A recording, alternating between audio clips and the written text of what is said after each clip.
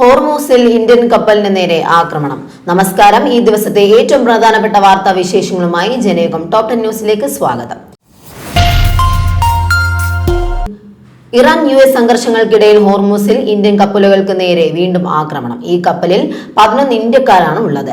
ഇതിൽ ഒരാളെ കാണാതായതായി ഇന്ത്യൻ വിദേശകാര്യ മന്ത്രാലയം സ്ഥിരീകരിച്ചു.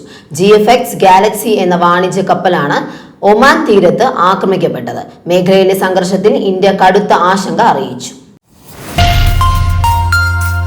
തലമുറകളെ പാടി ഉറക്കിയ സംഗീത വിസ്മയം S. ജാനകി ഇനി ഓർമ്മകളിലെ മായാത്ത സ്വരം. ഗായികയുടെ സംസ്കാര ചടങ്ങുകൾ ഇന്ന് നടന്നു. മൈസൂരു മഹാരാജാസ് കോളേജ് മൈതാനത്ത് പൊതുദർശനം മണിക്കൂറുകൾ നീണ്ടു. സിനിമ, രാഷ്ട്രീയ മേഖലകളിലെ പ്രമുഖരടക്കം ആയിരങ്ങളാണ് പ്രിയ ഗായികയെ അവസാനമായി കാണാനെത്തിയത്. വാർദ്ധക്യ സഹജമായ അസുഖങ്ങളെ തുടർന്ന് ഇന്നലെ മൈസൂരുവിലെ സ്വകാര്യ ആശുപത്രിയിലായിരുന്നു ജാനകിയുടെ അന്ത്യം. പ്രതിരോധ വാക്സിൻ എടുത്തതിന് പിന്നാലെയുണ്ടായ പനിക്ക് ചികിത്സ തേടിയെത്തിയ 6 മാസം പ്രായമുള്ള ശിശുവിന് അമിത അളവിൽ മരുന്ന് നൽകിയതായി പരാതി. ആലുവ ജില്ലാ ആശുപത്രിയിലാണ് സംഭവം. ഗുരുതരമായ ചികിത്സാ പിഴവ് ആരോപിച്ചാണ് കുട്ടിയുടെ മാതാപിതാക്കൾ നൽകിയ പരാതിയുടെ അടിസ്ഥാനത്തിൽ ആശുപത്രിയിലെ ഡ്യൂട്ടി ഡോക്ടർക്കെതിരെ ആലുവ പോലീസ് കേസെടുത്ത് അന്വേഷണം ആരംഭിച്ചത്.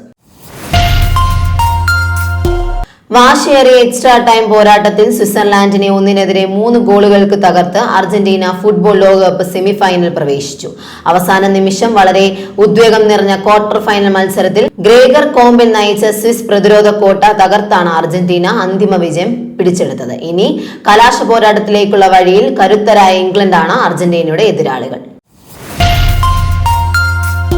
NSS general secretary G. Sukumaran നായരെ വിമർശിച്ച് ഉപരാഷ്ട്രപതി CP രാധാകൃഷ്ണനും കേന്ദ്രമന്ത്രി സുരേഷ് ഗോപിയും.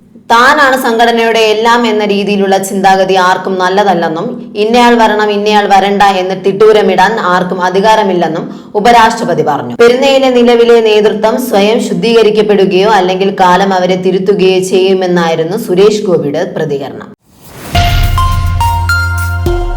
ആന്ധ്രാപ്രദേശിൽ 4 വർഷത്തിനു ശേഷം വീണ്ടും കോവിഡ് മരണങ്ങൾ റിപ്പോർട്ട് ചെയ്തതോടെ സംസ്ഥാന സർക്കാർ അതീവ ജാഗ്രത പ്രഖ്യാപിച്ചു. YSR കടപ്പ ജില്ലയിൽ കോവിഡ് ബാധിച്ച് 2 പേർ മരിക്കുകയും നിലവിൽ സംസ്ഥാനത്ത് 8 പേർക്ക് രോഗം സ്ഥിരീകരിക്കുകയും ചെയ്ത സാഹചര്യത്തിലാണ് ആരോഗ്യവകുപ്പ് പ്രതിരോധ നടപടികളും ശക്തമാക്കിയത്.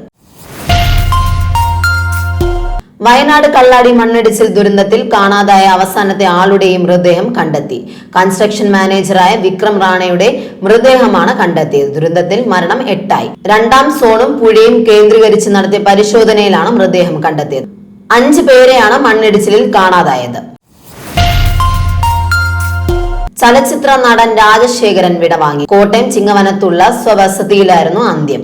വെള്ളിത്തിരയിൽ ഒട്ടേറെ തവണ പോലീസ് യൂണിഫോം അണിഞ്ഞ് പ്രേക്ഷകർക്ക് മുന്നിലെത്തിയ താരം ചലച്ചിത്ര മേഖലയിൽ SI രാജശേഖരൻ എന്ന പേരിലാണ് അറിയപ്പെട്ടിരുന്നത്. രാജാവിന്റെ മകൻ, നായർ സാബ്, സേതുരാമയ്യ, CBI തുടങ്ങിയ ഒട്ടേറെ സിനിമകളിൽ അദ്ദേഹം അഭിനയിച്ചിട്ടുണ്ട്. ഗൾഫ് മേഖലയിലെ പ്രമുഖ നയതന്ത്രജ്ഞനും ഖത്തറിന്റെ മുൻ ഭരണാധികാരിയുമായിരുന്ന Sheikh Hamad bin Khalifa Al Thani അന്തരിച്ചു. അദ്ദേഹത്തോടുള്ള ആദരസൂചകമായി രാജ്യത്ത് ഔദ്യോഗിക ദുഃഖാചരണം പ്രഖ്യാപിച്ചിട്ടുണ്ട്. കേവലം ഒരു മരുഭൂമിയിൽ നിന്നും ഖത്തറിനെ ഇന്നത്തെ ആഗോള സാമ്പത്തിക സാംസ്കാരിക കേന്ദ്രമാക്കി മാറ്റിയെടുക്കുന്നതിൽ സമാനതകളില്ലാതെ പങ്കുവഹിച്ച വ്യക്തിത്വമാണ് ഷെയ്ഖ് അഹമ്മദ്.